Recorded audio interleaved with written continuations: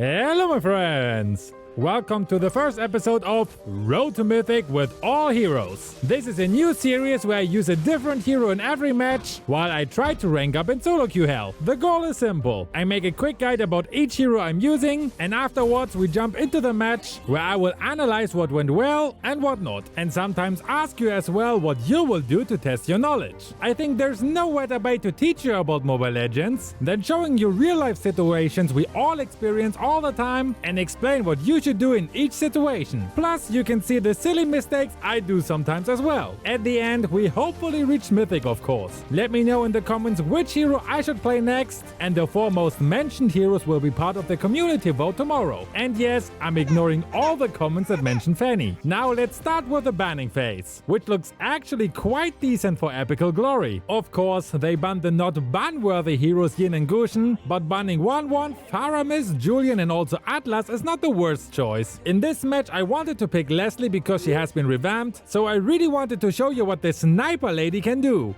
But after I saw S1 is an only marksman player, I knew that won't work. Since I am S4, I will make sure to pick a good counter pick against the enemy. So every role is filled except the mid laner role. Here's the first question. You can see what mid laners we have available. What do you think is the best counter pick for the enemy's lineup? I give you a moment to think about it while introducing today's sponsor. Before we continue, make sure to download Lords Mobile Tower Defense with Aptoid. Lords Mobile is a mobile 3D real-time strategy MMO with RPG elements. The game features large-scale siege wars, epic RPG-style hero battles against cute lizards like this fella, a kingdom building mode where you can build your own empire, equipment crafting for your heroes, and the list goes on. So download Lords Mobile Tower Defense right now using my link in the description. Back to the topic. Now that you could think for a moment, I reveal the answer for you. I decided to pick Kadita because she has 3 major advantages in this match. Number 1, she has good CC abilities and a strong burst potential. This is perfect to instantly delete the enemies with their squishy lineup. Number 2, she has CC immunity while riding the wave. This is perfect to crash into Johnson in his racing mode, to pop off Molina, or to destroy Popo's trap safely. And number 3, she reaches her power spike after level 4. This will help us to snowball early by ganking the enemy's lineup, which is full of late game heroes. Before we continue with the gameplay, let's take a look at their skill set first. Understanding the capabilities of your hero will help you massively to become better at the game. Passive: Thalassophobia. Wait a minute, let me check the meaning of Thalassophobia. That's weird. Why is her passive making her afraid of the ocean? Maybe it's meant for her enemies? I don't know. This passive will help Kadita to regenerate some of her lost HP after receiving damage. It's pretty useful, especially in the early game. You can poke and trade skill shots with your enemies without worrying about losing too much HP. This passive also helps you to sustain longer in a team fight. It has a cooldown of 30 seconds, and you can indicate by this icon or the floating bubble if it's active. First skill, Ocean Oddity. Kadita rides a wave, dealing damage and slow the enemy along the path. While inside the wave, Kadita gains CC immunity and 50% damage reduction. CC immunity is a very strong effect in Mobile Legends. You can use it to dive into the middle of a team fight safely, avoid a lot of deadly situations with it, and counter many heroes with it. In this match, for example, I hard counter Johnson with it because I can stop his ride by simply crashing into him, and semi-counter Nana, Bane and Popo since I can avoid their strong CC abilities with it. Second skill, Breath of the Ocean. Kadita summons a torrent at the location and knocks the enemies airborne after a short delay. This skill is actually pretty deadly for any careless enemy. Firstly, it has a knock-up effect, which is pretty powerful and can stop the ult of certain heroes, and secondly, the CC duration is actually pretty long with 1.5 seconds. You can also shorten the delay if you use it while riding your wave, but more about that in the combo section. Ultimate, Rough Waves. Kadita dives underground and sends 6 waves in all directions, dealing burst damage in the center and slow all enemies that have been hit. Inside the ground, Kadita is untargetable and got increased movement speed. This ultimate is very flexible and can be used in many situations. You can use it to burst down enemies, of course, but you can also use it to escape from a bad situation. She's basically Eudora, but on steroids. With regen, CC immunity, a dash ability, area CC effect, and a versatile ultimate. Now let's move to our battle spell. Kadita is usually best paired with Petrify to lock the enemy down so they can't escape you. But you can also use 𝐾 if you just love to KS, or if you're certain that you can catch the enemies without it. Here are her usual 2 combos. Combo 1. First skill, Petrify if you have it. Second skill, ultimate, boom, enemy dead. Usually you perform this combo from a bush when you're ambushing an enemy. This combo is a bit risky though. If you miss the enemy, you become a sitting duck, and any hero with dash skills or strong CC abilities can catch you easily. The safer combo is combo 2. Second skill, first skill, ultimate, and Petrify if available. This you use if you don't want to dive in because it's too risky. Once the enemy is knocked up though, you can safely engage and delete the facker. Also, when you use your ult while riding your wave, your ultimate can't be cancelled even when you've been stunned. As emblem, you use the mage emblem with the setup. Now to the build. As most of you know, there's no such thing as the perfect build for every situation, because every match is different. In a winning condition, you can build arcane boots, Clock of Destiny, Lightning Junction and Fleeting Time to dash out your ult as many times as possible. The rest of the build is depending on the enemy's composition. If there are a lot of tanky heroes or they use magic defensive items, build Divine Glaive right away. And as final item, Holy Crystal, Immortality or Winter Junction. In a losing condition you build Arcane Boots, Clock of Destiny, Lightning Junction and Divine Glaive. The last 2 items should be focused on defensive items for survivability. For example, Winter Junction, Immortality or Blood Wings. Avoid Fleeting Time because you're not going to play aggressive in a losing condition. Please let me know how you like this short guide part, and let's jump into the gameplay now. If you're using a mid laner, try out this trick. Follow your jungler to the buff and help him using 1 skill shot. This will help them to take down the creep faster by at least 1 second. And in the early game, every second matters. If you ask a pro which is the most important time in the match, they will guaranteed answer the first 5 minutes. Because once you have the lead, you can only lose it again by your own mistakes. Wait a minute. Why is our gold laner staying on the red buff?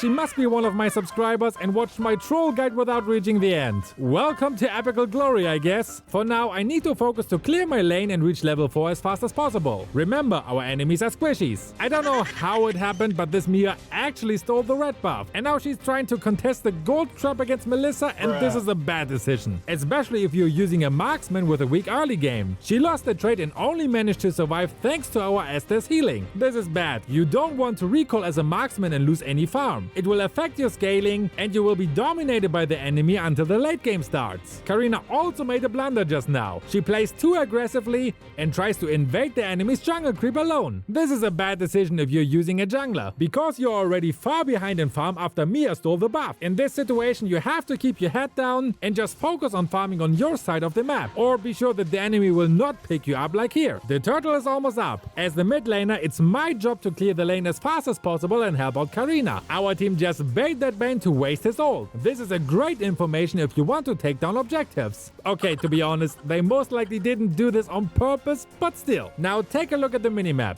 This is our chance to flip the situation around. You can see Johnson and Melissa are busy on the bottom lane, Nana and Bane are busy clearing up their minion waves, and Popol has no chance to contest the turtle along with me and Dirath around. And our Mia dies. This turtle soup won't taste as good after her death. Back to the lane we go, boom boom. Karina is ganking the bottom lane, and we got that annoying Johnson down. Very good, but she overstayed. Not good. After the teamfight started on the bottom lane and Karina took another L, we can sneak inside the bush and take the Melissa out easily. She's very low on HP, so I can save my ultimate and use it for Popol instead. This damage calculation saves me another kill in my pocket. You might be asking, where's the confidence coming from? Even though I didn't watch the battle directly before watching the replay, it's safe to assume that the enemies use their skills to kill Karina, so I can take my time killing them one by one. In a perfect world, I would have stopped Johnson here as well, but oh well, I didn't. Don't forget to clear your lane after a fight. Overstaying on the bottom lane would stop Mia's momentum. She seems to be very bad, but in the late game she could be still valuable. So reset your mind and go back to your lane farming, while waiting that the ultimate of your cooldown is done.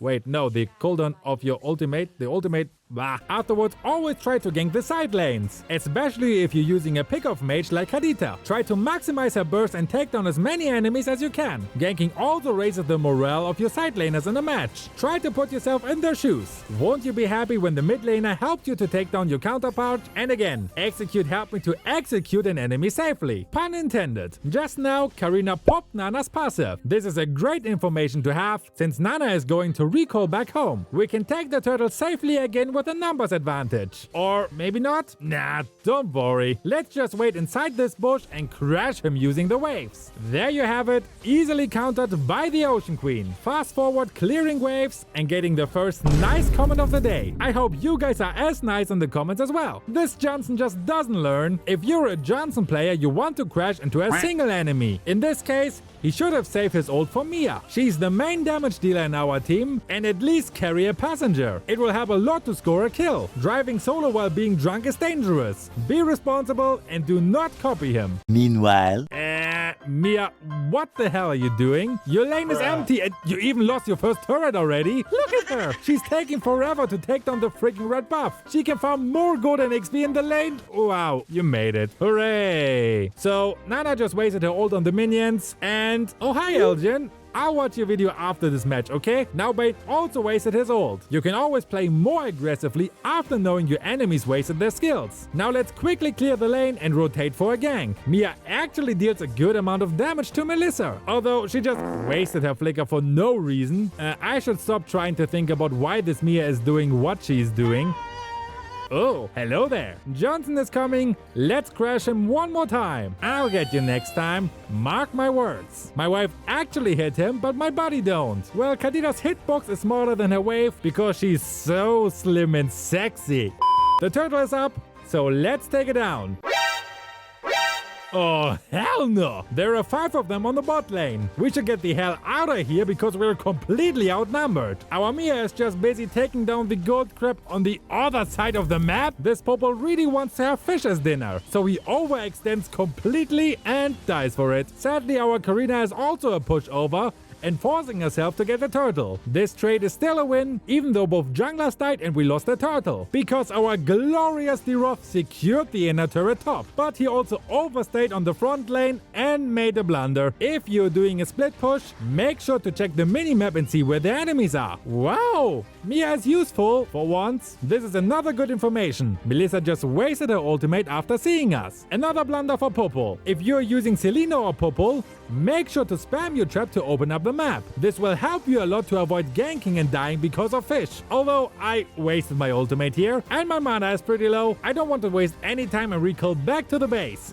Isn't my recall animation just awesome? And it only cost me 3,500 diamonds. Wow, she is useful! Again, Karina overstayed and died in a team fight. It's probably because of Estes, who kept healing her and forgot that they are outnumbered. Also, thanks for the nice comment, Popo. Mia actually made the first correct decision by retreating from a fight. Our jungler is still in her casket and we shouldn't engage into the battle. 𝐷 and Estes have other ideas though. Time for a maniac. Whoops, this one was pretty unlucky. I actually got stunned from Nana's ult, although I should have stayed away from this 2v5 battle anyway. The enemy made another blunder here. If you want to invade the enemy's jungle, make sure to check if the enemies are alive or not. They are probably getting cocky after wiping out 4 of our members. I should probably try to focus Popo here instead of Johnson, but I wanted to go for the guaranteed kill. If you're in this situation, make sure to aim for the damage dealer first, especially when he is trapped between the jungle wall without flicker. Karina is shoving the lane. This is a good decision to keep the enemy busy. Now they need to split their forces in order to defend the lane. Our team have the numbers advantage and is able to initiate a team fight. But since the enemy took a defensive stance and stay in the safe position, we are forced to retreat because Johnson is already up. Mia is initiating a team fight. I don't know why she thought this is a good idea, but you should never do this as a marksman. You're not supposed to follow my Layla Mage tank guide. Even after Estes wasted his ultimate on her, she kept pushing forward. It's a very risky situation,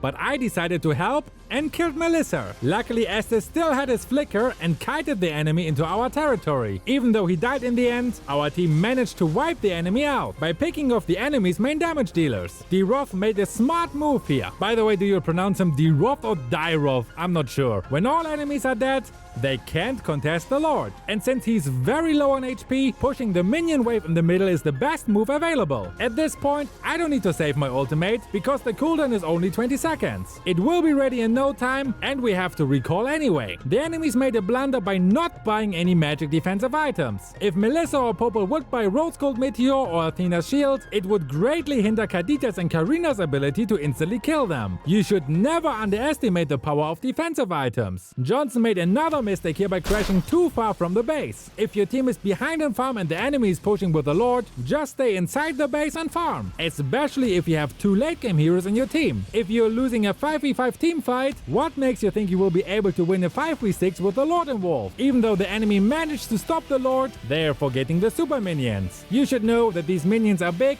strong and last very long. Super minions can take a lot of shots and can easily take down a turret on their own. Always clear your lane and defend your turrets. They are super important to buy more time and to survive a losing condition. If you don't do that, you suddenly have no turrets anymore. This is a great success considering we push with the weakest Lord. With no more turrets to hide under, the enemy is stuck in their base. They are probably just frustrated by now and can't make a good decision anymore because they keep chasing and actively looking for kills. These blunders heavily cost them the game and our Misa contribute greatly by pushing the enemy's base. Easy MVP, and the enemies decided way too late to build magic defensive items. This actually helped me a lot. I didn't have to build 𝐉𝐸𝐺𝐼 to deal the maximum amount of damage. Johnson also built fleeting time, which is a pretty bad decision in the losing condition. The passive won't trigger if you don't get any kills or assists. To avoid even being in a losing situation, you have to watch my draft pick guide, because even in solo queue you can massively influence the outcome of a game, as you just saw in this match with my perfect Kadita pick. See you over there!